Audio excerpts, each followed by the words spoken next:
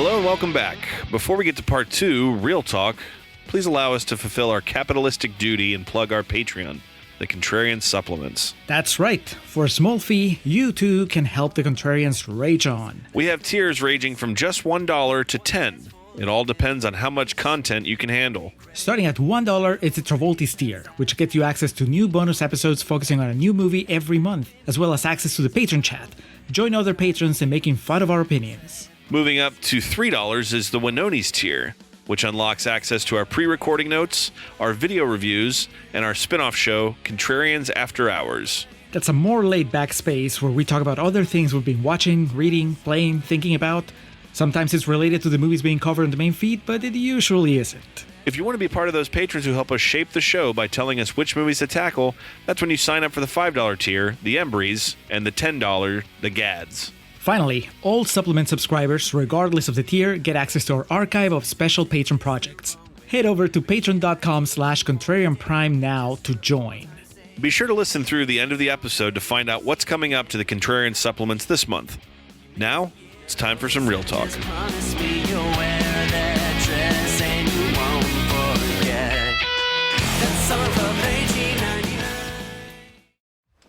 How come you ask so many questions? I've only been around for 5 years. There's a lot of stuff I don't know. The safe looks like books, so that if a thief does come in, he won't recognize it. The thief, the robber? Yes. Have you ever had a robber here? No. What's the combination to your lock? Ha! You're the last person in the world I tell that to. You got it wrote down someplace? It's in my head. What's that mean? It means I know it. I remember it. What about if you forget it? I won't forget it. It's a familiar number. I won't forget it. What's that mean? It means it's a number that I use all the time, so I won't forget it. I use it all the time. I bet I know what it is. I doubt that. I bet it's your address. All right, Julio, let's figure this out here. Dennis the Menace, daily syndicated newspaper comic strip, originally created, written and illustrated by Hank Ketchum. The comic strip made its debut on March 12, 1951 in 16 newspapers and was originally distributed by Post Hall Syndicate. The full-color Sunday strip debuted in January 52.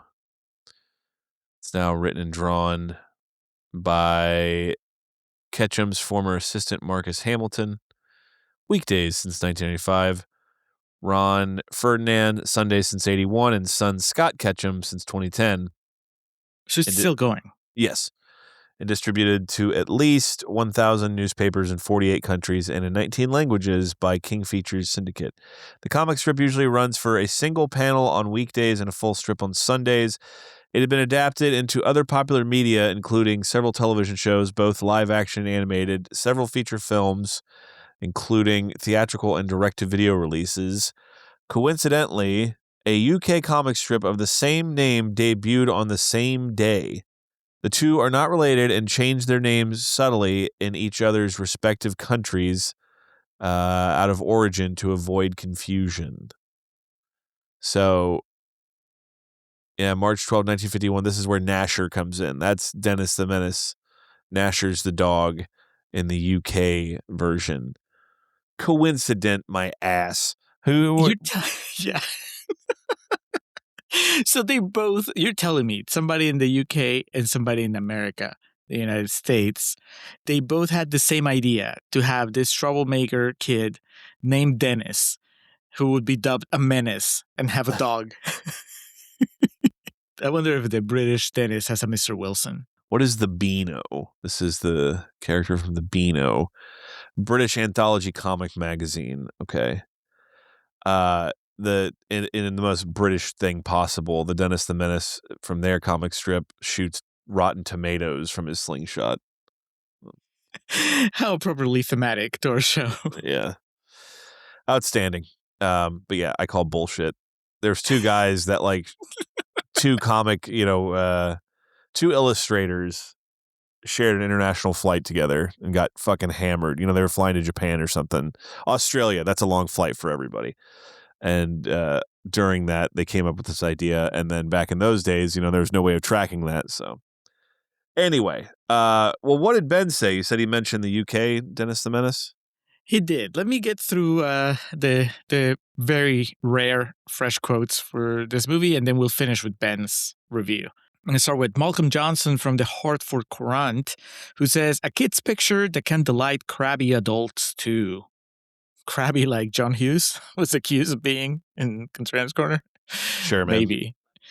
I can see, look, having worked in the movie theater, having screened my share of kids' movies for the money, having watched my share of kids' movies just because, I was working and I was like in the surroundings, all that stuff, I can tell you that there is much worse when it comes to kids' entertainment. The third act of this movie is excruciating, but that doesn't mean that, like, I've screened far worse, much like I'm sure you have, Julio. Yes. I always call out Super Babies, the sequel to, what was the first one? Smart Babies? Great Babies? Baby Geniuses or something? Baby Geniuses, yeah. Super Babies, Baby Geniuses 2. That movie is, that is trash. I stop myself before calling something trash, but that movie is trash. Fucking John Boyd is in it, I think. Anyway, there's much worse. I've seen parents coming out of kids' movies in theaters just like dead behind the eyes. Yes. And I don't think that this would do it. I think that they would be like, hey, can we watch a Leah Thompson movie when we get home? No shit, yeah. Next, Rita Kempley from the Washington Post says, the comic has been condensed into a sweet-naturedly nutty motion picture with the buoyancy of a clutch of colored balloons. I don't know enough. I said in the Contrarian's Corner, I'll say it again here. I don't know enough about the comic to tell you 100% that this captures the spirit of the comic, but it feels like it does. Yeah. Do you have a thought one way or the other? No. I mean, yeah, and this isn't even like, aside from the kind of teetering on, is that necessary to joke about in this movie humor, it doesn't have that like edge of the 90s either, where it's like trying to, put our own stamp on something. I'm sorry, that's not the 90s. That's more of like early 2000s of like, putting it on a tilt. It reminded me a lot of the Little Rascals movie of, it's just that happening in modern time. That's about the extent of it. But it's not set in the 90s. Or at least it doesn't feel like it's set in the 90s. Did you feel like that was a contemporary like setting? Oh, I don't know. I didn't really care enough to dive deep enough in. But so, to me, I should go back and look at their cars, and I can analyze that way. You need to check Christopher Lloyd's smartphone. Mm-hmm. Is he a Razor guy or a BlackBerry guy? What did he steal? Wait, is the kid? I can't believe I didn't take note of this. Is the kid wearing the red overalls at any point in time? No, I don't think they're ever red. But I forgot to make my joke about how at the beginning of the movie he's Dennis the Fashion Menace because he's wearing the overalls without the shirt underneath. Okay, yeah, never mind. This did betray the comic strip. If he's not wearing fucking the red overalls, then what are we doing this for, man? You were gonna let them go with the okay. You didn't feature the dog. I'll let it go. But yeah, the red overalls is just too much.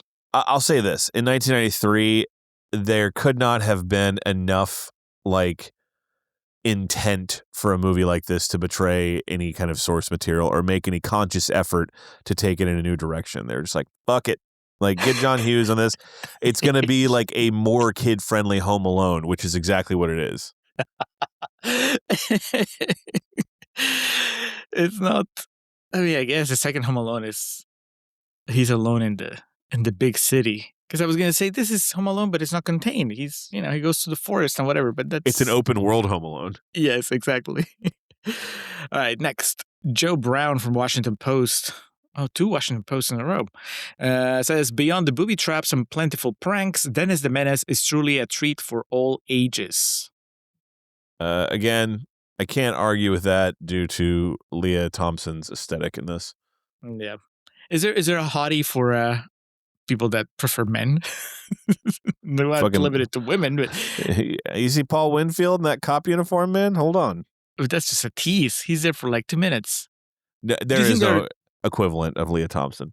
Well, not never anywhere, but Do you think there's like an older crowd, like the grandparents that remember Walter Matthau from his Face in the Crowd days, and they see him and they're like, well, he's still there. He's still great. I guarantee there were older couples that went to see this just because they saw the fucking Walter Matthau was playing Mr. Wilson. It's that guy. It's the grumpy old man. They call him a grump twice, I think, in this movie. And I was wondering if they were referencing, if it was like a wink to grumpy old men. Jack here- Lemmon should have been his neighbor. Jack Lemmon should have been Switchblade Joe Oh my God. with prosthetics. Yeah, but what is it? Put a cork in it. Morning, dickhead. Hello, moron. The main event, Alex. Ben Murray. He said he didn't have time to rewatch it. So what he did is he just threw me a link, screenshot of his December 2021 rewatch, where he gave it on Letterboxd 4.5 stars. Oh, Ben, come on, man.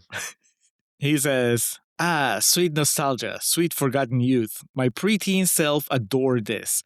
The decades have been kind to it. In my mid-30s, Dennis's cheek, Mr. Wilson's gruffness, and Christopher Lloyd's bad guy are as memorable and joyful to watch as ever. I laughed out loud more than a grown man should. My wife casting concerned eyes over at me like I should have grown out of this. Never. Dennis lives in all of us, every child who just wanted to enjoy the good times.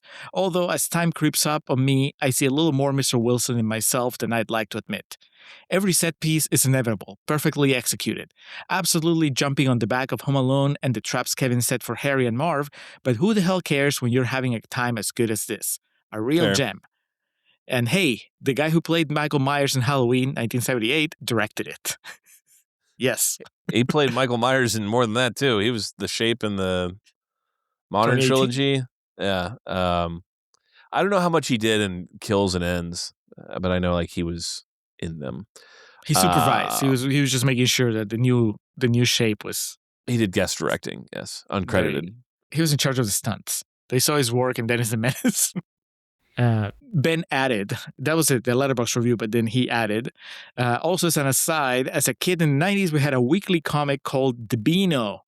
Dennis the Menace was one of the key players in this weekly, but our Dennis was a little rougher around the edges than yours. And then he included a picture of the British Dennis the Menace, and he is right. Alex, I don't know if you saw what the British Dennis looked like when you did your search, but it looks like he could kick American Dennis's ass easily. Yeah, he looks pretty rough. The dog looks a lot meaner, too. Yeah, so maybe there's no Mr. Wilson because Mr. Wilson was killed in the first issue of the British Dennis the Menace. And the British Dennis the Menace, he actually choked to death on the aspirin that got slingshotted into his mouth. Yes. And Dennis the Menace just laughed. Yeah. And went on to terrorize someone else. He just watched him like Walter watching Jesse's girlfriend die, you know? Then he went and caught a fly and took its wings off. Oh, man. Way morbid here. That's a rough picture. The picture has like his dog. It says, that's him with one of his two dogs, either Gnasher or Nipper. I forget which. Anyway, Beano Dennis doesn't have a movie. That is a damn shame, Ben Murray. Because I wish that we could compare and contrast between the American Dennis movie and the British Dennis movie. Directed by, I don't know, Danny Boyle. That didn't come up during Contrast Corner, Alex, and I should have asked you, at any point, did Dennis's adventures, did they take you back to a time when you were a little kid and you were just having fun?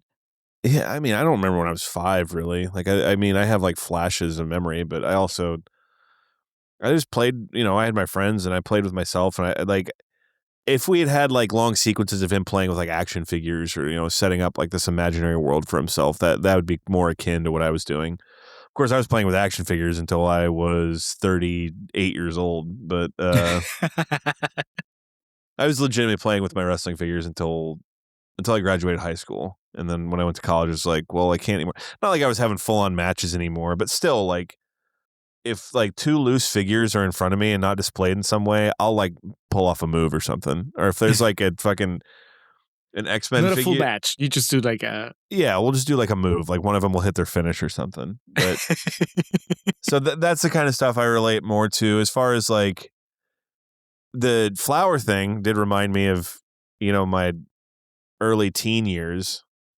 the coming of age that was. Finding I had like a new group of friends when I was like 13 or 14. That's when like kind of everything changed for me. And the flower thing, I was like, man, I remember like that was kind of the thing, hiding and then waiting for someone to come up and throw a big handful of flour at them. So the difference in this scenario was it was another 14-year-old boy, not Walter Matthau walking up. But to the question of like, I remember riding bikes, and the town I grew up in wasn't, this squeaky clean. It wasn't quite Pleasantville, but it was similar in that you could just go out. My parents didn't have to watch me, and I'd just be home I was one of those kids of be home when the street lights come on, and so there's a couple things I can relate to from that perspective.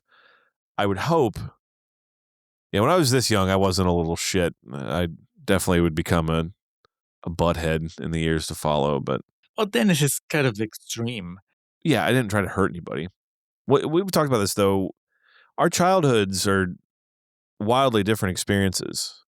So I imagine the whole like out roaming and about with your friends, causing chaos, parents not really knowing where you are. That's not something you could necessarily relate to for your childhood. Is that accurate? Not through this movie. I kind of feel like I should, but not really, because I definitely did not grow up in Pleasantville either, but I did have a group of friends and kind of like a tiny open world area where we would just kind of ride bikes and play hide and seek and all that stuff. But I guess that's not the feeling I get when I'm watching this movie. When I asked you was because obviously that's what Ben feels, or that's one of the joys he gets out of this movie. He watches it. He watches the kids having Ben fun. just terrorizing his elderly neighbor. Yes. I'm trying to think if there's a movie, like a kid-centered movie, that takes me back to my childhood in that way, where I can just connect to it in that way. And I'm sure there is, but I can't think of it right now. Honestly, The Sandlot is mine. I think we've talked about that. Oh, there you go. You have one for sure. Yeah, and not that I went every day and played baseball with my boys, but just the way that group is formed and like the hijinks they get into, and the suburb they live in, and that is closer to what I have. There's this, and people who are a little bit younger than us, Julio. I think a lot of people say like the Goonies, even though as fantastical as that movie is, I think a lot of people that reminds them of their 80s upbringing and whatnot. But I imagine you have to have like teenage or adolescent ones that you can relate to, right? Yes, I think it's weird because as I'm thinking, I thought of the Goonies. I was thinking of Stand By Me and all those. And I feel like I experience them through a filter, because maybe that is one of those rare instances that if we're talking about my childhood was very much Peruvian. And so, well, there are things that they're in common, right? We all have childhood friends, and yeah, everybody rides bikes everywhere around the world and so on. But maybe there's just some things that don't, when I see it, I'm like, yes, this reminds me of a movie I watched when I was a kid, as opposed to this reminds me of my childhood. So maybe there is that little bit of an extra step when I watch a movie like that. I don't think that hurts the movie or benefits it in any way. It just definitely changes the way that I experience it. I was unbeatable at hide and seek. Hiding or seeking? Both. I had a nose for hiding places. You know who definitely watched this movie? Trying to think who was going to steal something from here. I don't know. I can't guarantee he did, but 3 years after this, was it 3? No, it was. Whoa, I love this movie. I should know the release date. Was it 98 that it came out? Wes Anderson made a film called Rushmore. And kind of blew my fucking mind because he, grew up quite a bit. But Mason Gamble, Dennis in this, is Dirk in that movie. The young kid that is Jason Schwartzman's friend who he betrays because he said he hooked up with his mom. Oh my God. So he went on to have, I don't know if he had a career, but there was life after Dennis the Menace. There was life after Dennis the Menace. He was in Spy Hard and Bad Moon in 96, Gattaca in 97, and then Rushmore in 98. And he did a few things up until It looks like he got out of acting in the early 2000s, but was then in looks like an adaptation of a Michael Murphy novel called Golf in the Kingdom in 2011. So he stayed active, but none of these other things I can really tell you about. But when I was like, no, it's not. He's not fucking Dirk in Rushmore. And then I looked up the pictures, like, nope, that's that kid. Like, he's 12 now instead of 5. That makes sense. That is amazing. Good for him. I actually think he's good in this movie. The other kids are terrible. The other kids are awful. They are awful. And I hope they had great lives. But they are not in Rushmore. There's a reason for that. And Mason Gamble is pretty solid in this, specifically because they give him a lot to say. There's some scenes where he has like full like soliloquies that he had to memorize and deliver, which is always really impressive. And from what I saw, there was none of the Last Tango in Paris where they had to write the lines on the back of chairs for him to read off of and shit. So he's not Macaulay Culkin in Home Alone. He's not that good, but he's good. He's not, but also I think that his character is different enough from Kevin McAllister to where it's not a complete ripoff, which it shouldn't. I don't know how close his character is to the character from the comics, but there is a character. You know, like if you ask me, okay, describe Dennis the Menace as per the movie, I would tell you, okay, so he's really chatty, like he won't shut the fuck up, and he's both kind of an airhead, but also really smart. And he's witty for his age. Whereas if I have to describe Kevin McAllister, I'm going to Home Alone because that would be, I think that any kid's movie that you make after Home Alone, it's just the direct comparison is to Home Alone and to Macaulay Culkin as Kevin. So Kevin he acts older than his age. So I think that when Kevin behaves like a kid his age, that comes as a surprise. When Dennis behaves like a kid his age, that's just, oh, that makes sense. So I think that's a huge difference. Kevin is just more of he's intentionally a dick, whereas Dennis is more innocent. Everything that he does is just an accident. Macaulay Culkin is playing Kevin as just somebody that he knows what the fuck he's doing and he's getting away with it. So that's crucial, I think, as far as if anybody told me, oh, why would you watch Dennis the Menace when you can just watch Home Alone again? And, well, Home Alone is a better movie. But I would say, no, the performance that Mason Gamble puts on Dennis the Menace, I think it's actually really good. And I think it's that and Leah Thompson would be, and Walter Matthau. You know, but I would say there's enough here to where I would say, yeah, give it a shot once. If this kind of stuff, you know, if this is something that you enjoy, that entertains you, the adults are tortured, terrorized by kids. Like this movie's, I would think that they're like in the top tier compared to like the other stuff that's out there that's not as good, like Home Alone 3 and 4 and Oof. Yeah. Which I did see. Home Alone 3, I can't remember, whatever one. The kid from fucking Liar Liar made a Home Alone and a Dennis the Menace movie. Oh, is he in one of the direct-to-video ones? He's in Dennis the Menace Strikes Again. Yes, it was direct-to-video. Shockingly, I think Don Rickles plays fucking Mr. Wilson. Were they able to get Joan Plowright to reprise the role? Betty White plays Martha. Okay, so they still had some big guns. Well, yeah, and George Kennedy's in it, Brian Doyle Scott. It all goes downhill from there, though, because Carrot Top is on the list. But ooh. Yeah. Is it the new Switchblade? I don't know. Mark? Yeah. And then there was a Dennis the Menace Christmas, which came out in 2007. You better believe the tagline on the box art was, "You better watch out." The only thing, though, I can tie into a recent episode of ours, though, is Louise Fletcher is in that from Exorcist 2 fame. Well, the toss-up, that movie might be better than Exorcist 2. The bar is low. Robert Wagner plays Mr. Wilson, so yeah. Who knows? I'm listening. Well, I might be into generous, Alex, or would you... This movie's not good, but it's not... The third act, I said, is excruciating, and it is. All that shit when it's just him and fucking Christopher Lloyd. And again, this kid, Gamble, I don't think he's bad in this. And Christopher Lloyd is obviously a great actor. it just feels like all lowest common denominator make kids laugh stuff. They do like the accidental, pain spot like 4 times here. And then of course there's a big fart. There's multiple farts. And you said in Contrarian, did you find the bean stuff funny? You were saying in Contrarian's Corner that you thought it was funny. The shot of the swollen belly made me laugh, maybe because I wasn't expecting it. I remember that there was a fart joke. And as soon as I saw the can of beans, I was like, oh, yeah, this is when it happens. And so I was waiting for the fart, and instead we get a close-up. It's making me laugh now. I think maybe because that's relatable. You eat so much that you just feel swollen. And in this case, you just see Christopher Lloyd on his back with the giant belly. Like, I laughed there, and then I started gagging because he keeps moving. The camera keeps moving up, and now he has like beans all over his face. I was like, oh yeah, so fucking gross. Yeah, that I don't care for. But the shot of the I wish that they'd left it at that. I think that is so much funnier if you just know that he just ate that whole thing of beans and now he's all swollen. And that's it. I don't need the fart.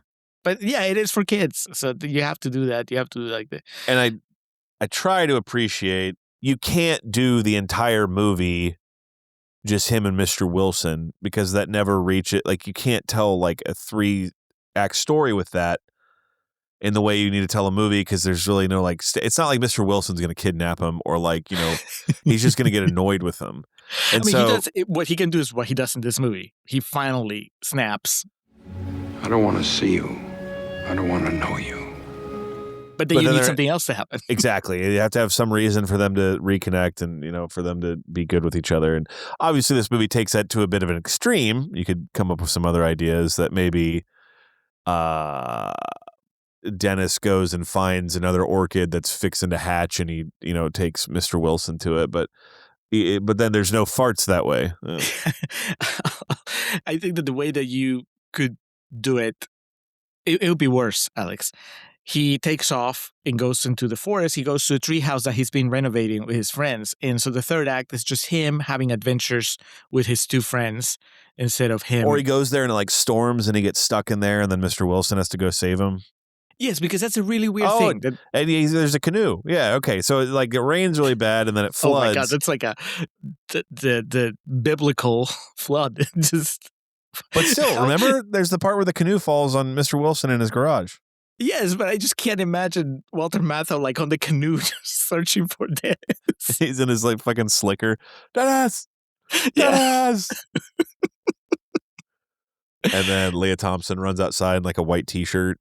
Yes. I'm sorry, what? I wonder if there's a version of the script that has a completely different third act where Mr. Wilson actually is a participant. Where there is no slingshot Switchblade Sam. Or if there's a Switchblade Sam, Mr. Wilson saves the day somehow. Because it's just kind of weird that they have that shot of Walter Matthau going over his guilt, and then he decides, fuck it, I'm going to go look for him. And then we get 2 shots at separate times where he's looking for Dennis. And then that's it. The next day, Walter Matthau fell asleep on the porch. So he doesn't really save the day. He doesn't really do anything. I understand that emotionally, that's there just to let us know that he knows that he did bad, that he shouldn't have yelled at the kid, and that to get us to that hug at the end. But I think that's more satisfying if the end of the movie is a team up of Walter Matthau and Dennis, and that's how they reconcile. So I wonder if they just didn't know what to do. So then they introduce the Switchblade character and they kind of put him throughout the movie so that we could have that big set piece at the end. That's just Dennis and him. I don't hate it, Alex. I laughed at a couple things. I'm trying to think of some way where the closing shot of this movie is the closing shot of Taking a Pelham 1, 2, 3, where Walter Matthau just like brings his head back in. You know the look I'm talking about? No, I haven't seen it. Oh man, great movie. But the movie ends with him like figuring it all out, and he just comes like he has this really like son of a bitch look on his face when he comes through the doorway. Is this Travolta or Denzel? Oh, stop it. The main point I want to make out of this, where we're at right now, is Walter Matthau is the best part of this movie. I have my obviously extremely carnal feelings about Leah Thompson, who is also a great actress. Let's be honest. She's a great, like, distressed mom in this and just like a perfect, actress of the 90s, like perfect for this role. But Walter Matthau as Mr. Wilson with the career he had, but also, the success of his more crotchety roles, I guess, is what you would say at this point in time. It's just, it's the type of thing that if we were the age we are now in 1993, Julio, when this movie was announced, and we were like, Walter Matthau is Mr. Yeah. Wilson, I'm fucking there, man. Grumpy Old Men was after this, but I was thinking about that while we were recording Contrarian's Corner. It was like, that was Mathau's shtick, even in fucking Face in a Crowd. He's just kind of like, I don't want to be here.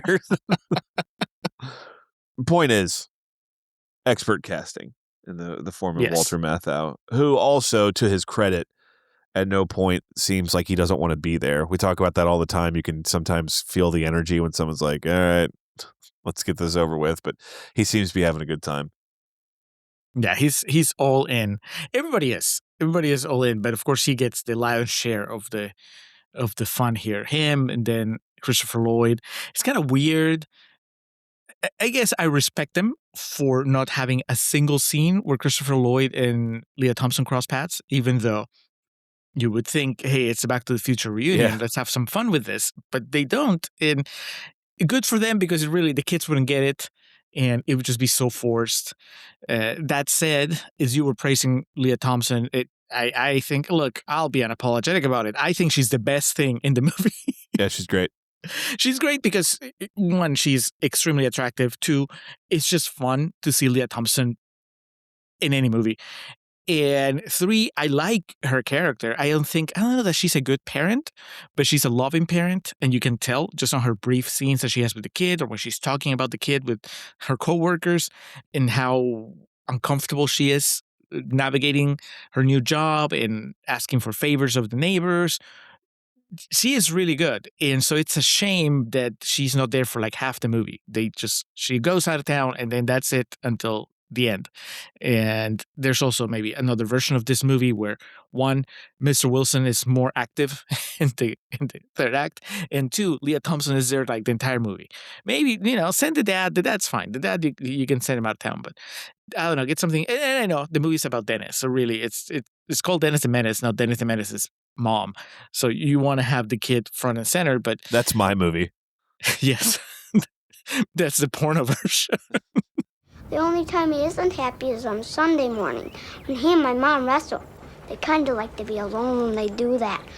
I think definitely the cast raises the quality of this. It makes it better than maybe it should have been.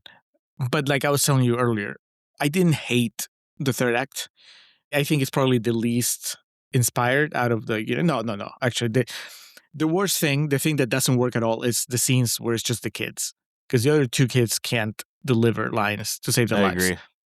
But then after that, yeah, it's not as fun to have him with Christopher Lloyd when you've had him with Mr. Wilson and him with his parents, Dennis. That is, but still, I think that some of the pratfalls are funny.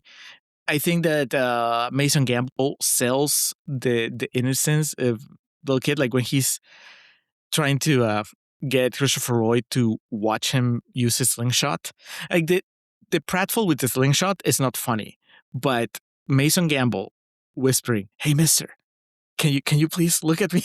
Like, that is funny. I don't think it's a complete wash. Yeah, it's of course it's ridiculous. I don't understand how stupid Christopher Lloyd's character has to be to let himself get tied up and handcuffed by this kid. But that's what happens. Now untie me. Doesn't make any sense. Excuse me, mister. Do you want to see? Mister, can you watch me for a minute? So the scene that we talked about in Contrarian's Corner, Alex, the serious scene in the middle of the movie. Yes. Do you like it, or does it bring the movie to a stop in a bad way? It's a good scene, but it's like, what?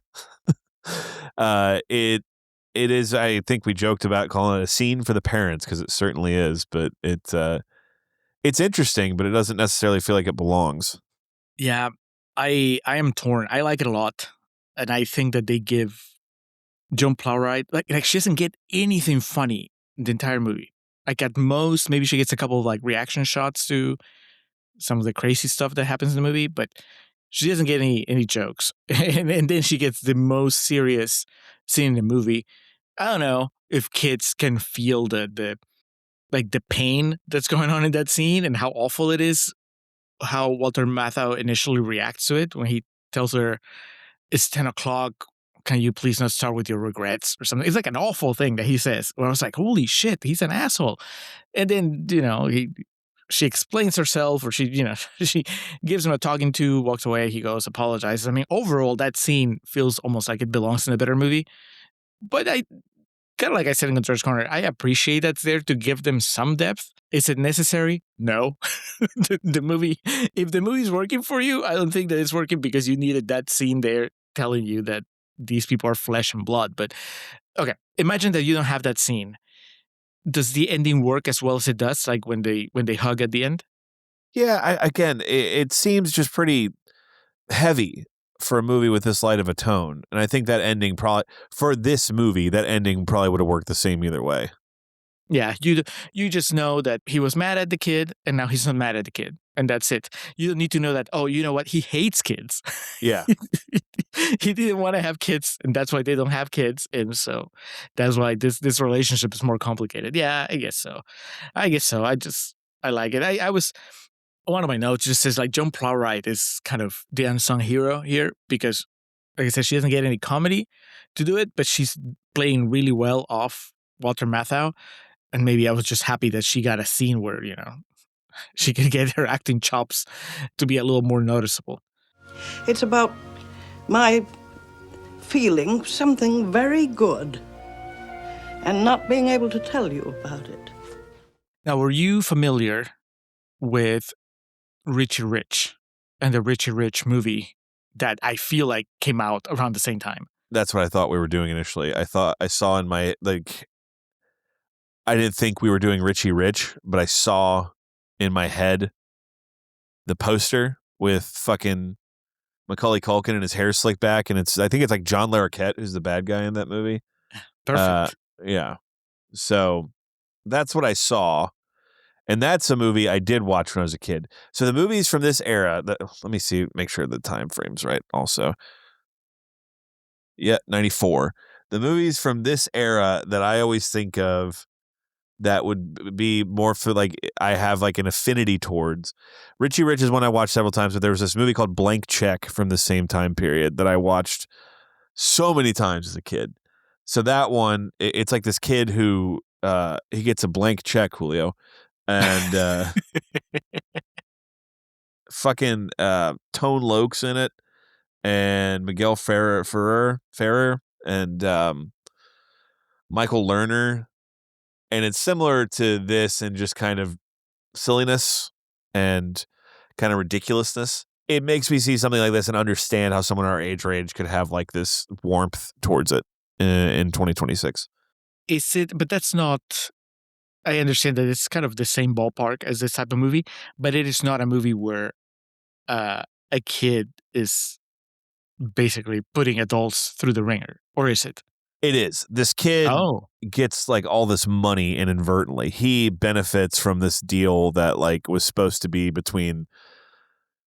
He falls into like unlimited money. And so he buys like a mansion, and like these people whose money it is are trying to recoup it. And I want to say there's like a part where he like, it's one of those things where the kid trying to escape pushes an adult down a water slide and they're like, whoa, that type of stuff. Yeah. yeah. Was Richie Rich like that? I'm just looking at it right now, and I guess the dad, Richard Rich Sr., is played by Edward Herrmann. Oh, right on. From what I recall, that's one I definitely remember renting. I can remember like the box in my face, but I don't remember the movie quite as well as Blank Check. Yeah. Anyone listening to this, if you've seen Blank Check, hit me up. We can talk about the scene at the bank because it's Tone Loc that's supposed to get the money, and his name's Juice in the movie.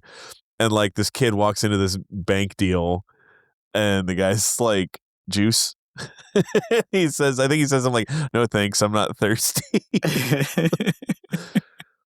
I mentioned it in the Contrarian's Corner, but we have to talk about The Simpsons a little bit here, Julio. And I know you are a Simpsons fan, but If you don't mind I'm my not a saying. scholar like you Okay, are. I was about to say, if you don't mind my saying so, I don't think you can recite it page and verse quite like I can.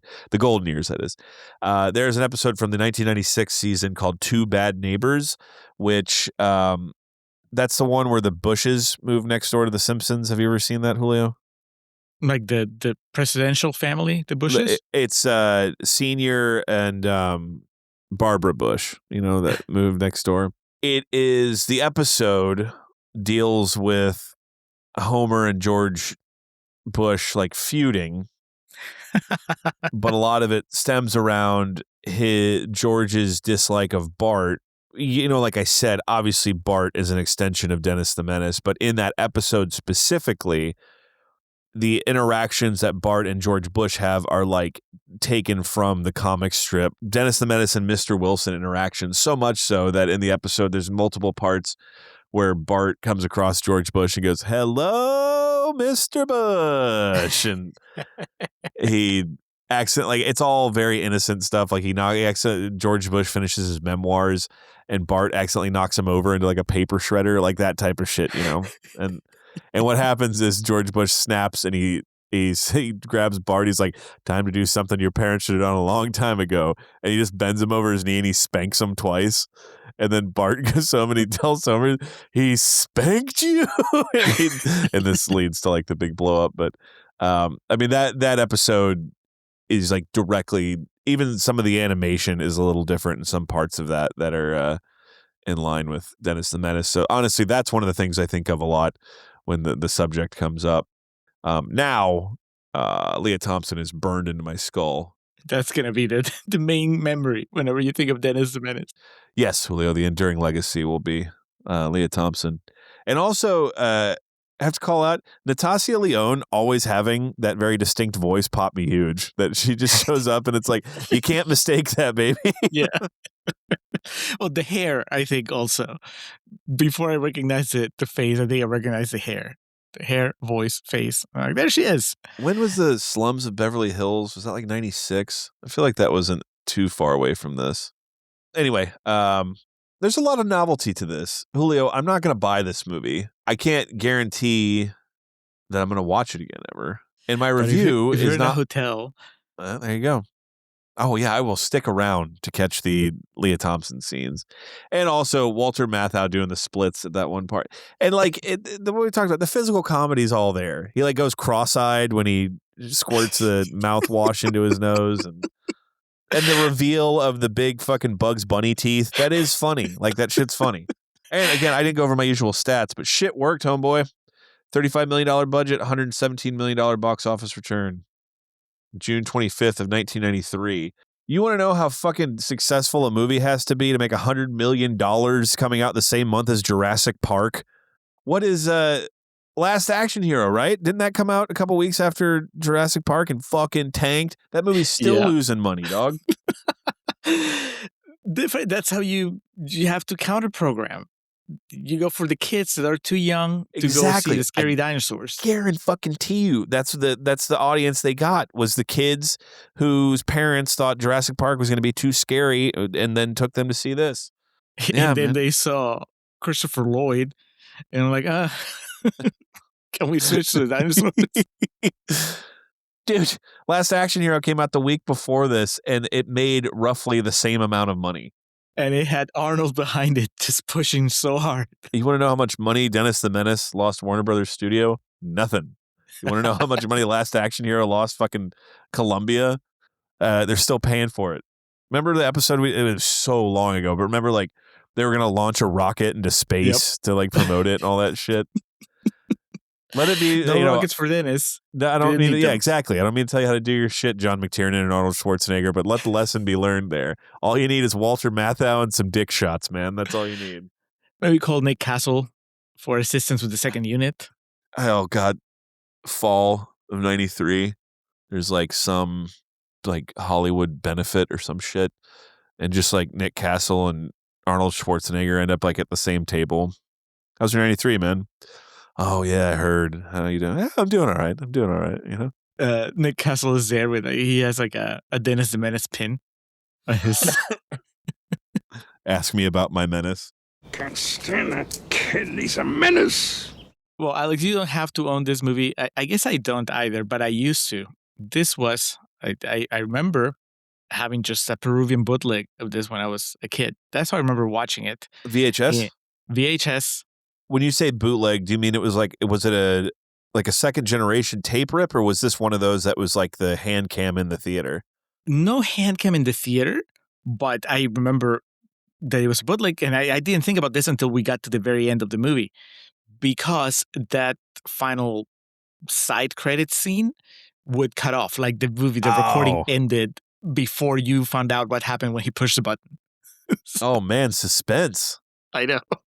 I'm not crazy though. You told me before you did have some bootlegs growing up that were like the filmed in the theater, right? Yes, yeah. I've seen those, but usually those were like the ones that, like, eventually we learned our lesson, and we're like, all right, we're gonna test them as soon as we're gonna have them tested at the bootleg store, so that we know what, like, the quality. Because usually what you would get is just rips from, like, you knew you would get a good quality one if the official VHS was already out in the States. Because I guess what they would do is they would, bring them from the States and then just copy them. And then if you got a bootleg from before then, like when we did Jurassic Park, when we watched Jurassic Park, it was just a bootleg that somebody had recorded, I guess, from like a movie theater, but you couldn't see the heads or anything. Maybe they just ran the movie, when the theater was empty, but the quality was bad. So you could tell that it was just, a day off bootleg. Dennis the Menace, I don't remember the quality being bad. I remember just watching it when I was a kid. Like, some of the stuff as I was watching it today, I remembered very well.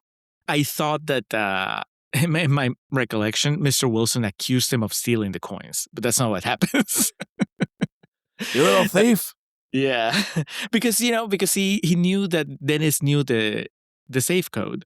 That's right. Yeah, but that never comes to play. They never explain to you how Christopher Lloyd gets the safe open. Oh, I thought that was the payoff to the joke, is that it's clearly just his address. Oh, so he just, that was the first thing he tried? Yeah, exactly.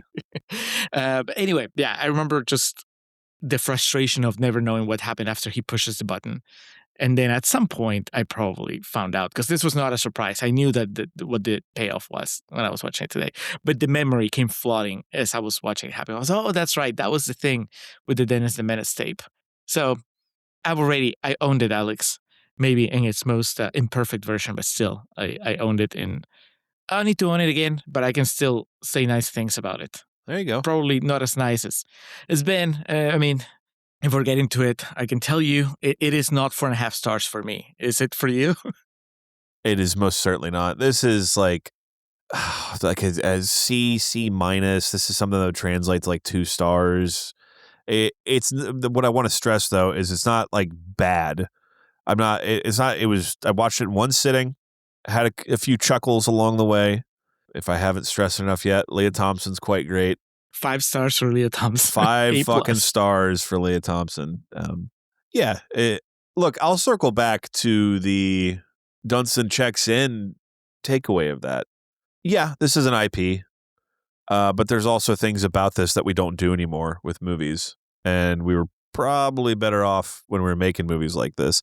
Again, a point in time where you could make $100 million coming out 2 weeks after Jurassic Park is kind of a fucking big deal, and something that certainly could not happen in today's, well, most likely could not. Again, Barbenheimer kind of fucked everyone's brains up. But anyway, back to my original point. I'll go as far to say an enjoyable watch, but not necessarily something that I'm going to have a warmth towards or feel the need to revisit. So I'll say like a C minus. I looked up on my letterbox to see what I gave Dunstan checks in, and I haven't logged it. It's one of those that I haven't logged yet. So I'll see if I did. I don't know if I did. You gave it 2 stars. Oh, yeah. Well, that fits in line. Yeah. Yeah. I want to give it 3 stars. There's like part of me, like, you know what? That fart joke just kills half a star at least. But then Leah Thompson gives it like 5 stars. I'm going to land on 3 stars. You know what, Ben? It's not that it makes me nostalgic for like my childhood in the sense of like, oh, this is what my childhood was like. But it makes me nostalgic for that VHS bootleg. That was a warm feeling that I was not expecting as I was finishing the movie. And I think the kid's really good. I'm glad that he went on to be in Rushmore. That's great. And yeah, Walter Matthau is kind of iconic in a very, low-key kids movie way. So, and in that scene between him and Joe Plowright, it's really good. So yeah, 3 stars. Maybe I'm being a little too generous, but I think that I can defend my position. Overall, Dennis, you could have done a lot worse. Take the win. And may you grow up to be less of a pain in the ass. I can't tell you how deeply moved I am. Alex, what is coming up next? You, my friend, are in charge of the summer event. So I think it's time you reveal the lineup, or rather, retell the lineup. We talked about this so long ago, and now it's finally happening. So remind old listeners, tell new listeners what we have in store this summer.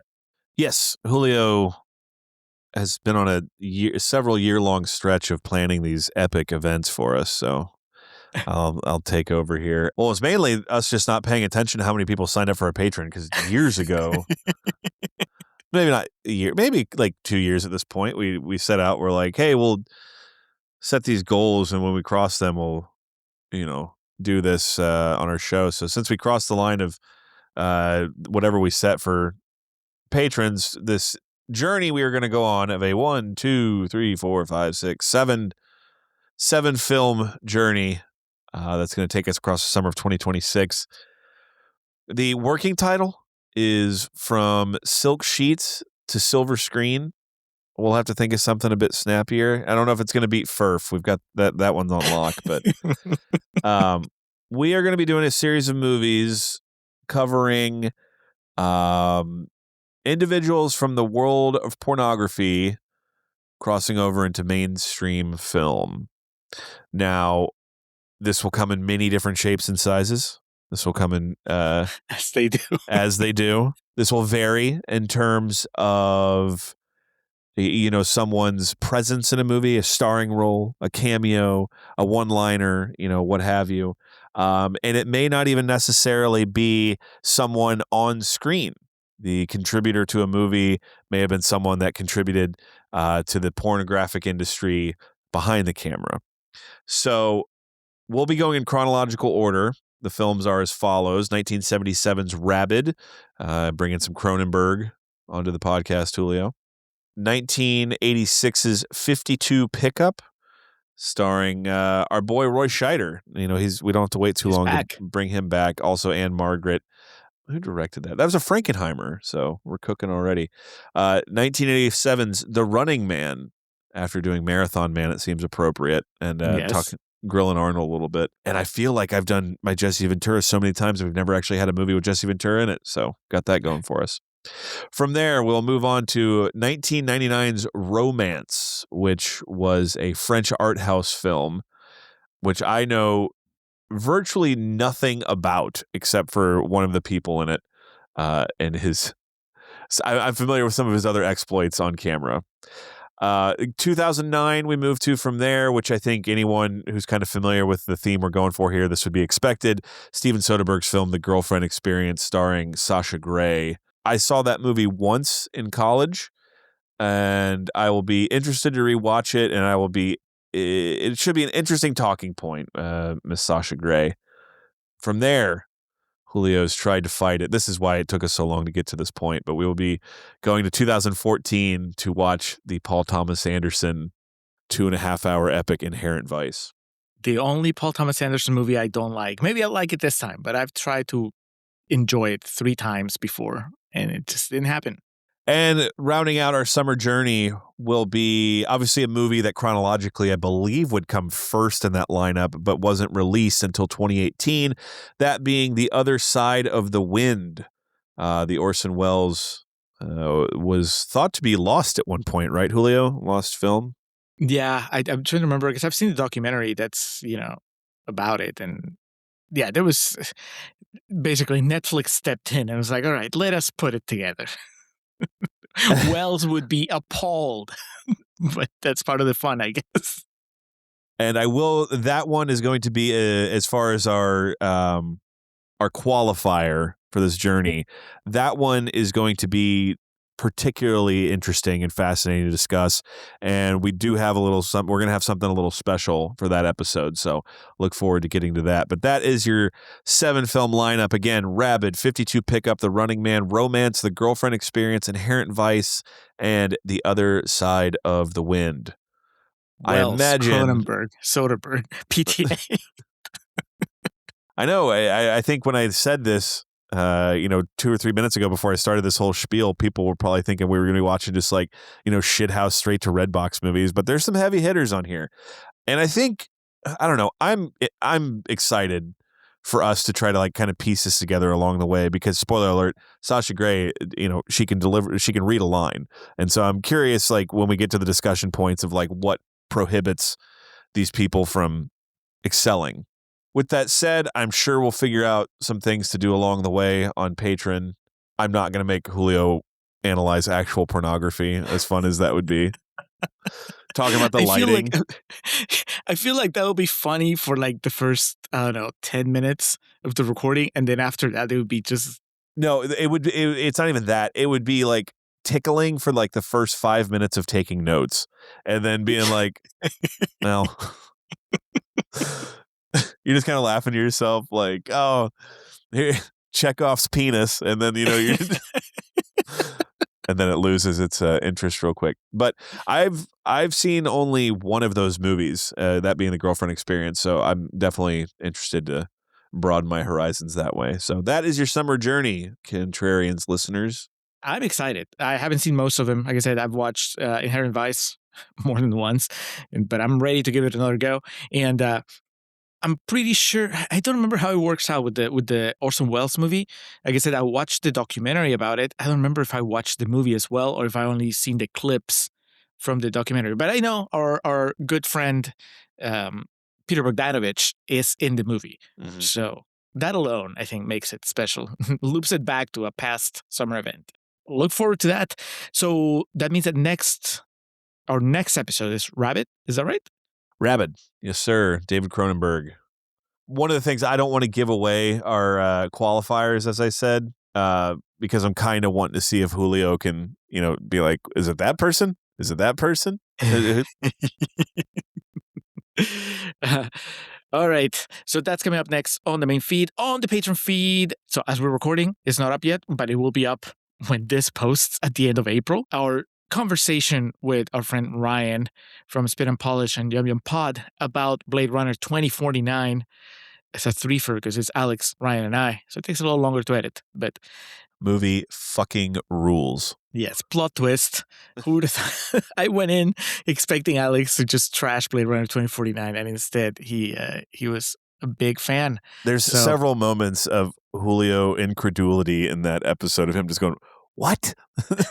Yes, I felt like I was blindsided. I thought that it was going to be Alex and I against Ryan, and instead it was Ryan and Alex telling me I was an idiot. So it happens. It happens sometimes. Also, another After Hours posted recently where Alex talks about the Tom Green documentary, and I talk about my Hans Zimmer experience. A lot of fun, and you could just keep going further back on our catalog on Patreon. There's like a gazillion things. There's videos, there's clips, there's a newsletter.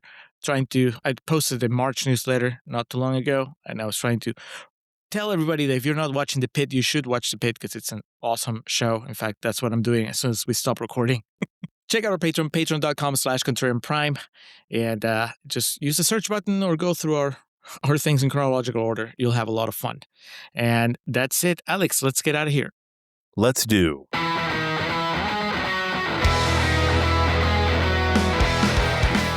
Welcome to our end credits. Or as we usually call them, our perennial plugs. We start off by giving thanks to the Festive Years who provide our opening and closing tracks. They kick us off with Last Stand and take us home with Summer of 99. Be sure to head over to thefestiveyears.com for any and all Festive Years needs. Our friend and fellow podcaster Hans Rothgieser is the man behind our logo and all the art you see related to our show. Reach out to him and let him know how much you like that little tomato. His email address is mildemonios@hotmail.com and his website is mildemonios.pe. That's MILDEMONIOS. Hans, thank you for all your support. For those interested in the regularly absurd world of professional wrestling, Joe and the boys over at latenightgrin.com have you covered. Tell them the Contrarians sent you. And we like to close with special thanks to our social media team of Zoe Perez and Corey Ari. Each of the social media accounts we mentioned in the introduction look as good as they do because of their work. So that'll do it for this episode of The Contrarians, where we're right and you're wrong, and we will catch you next time. Just for old time's sake, I really don't care.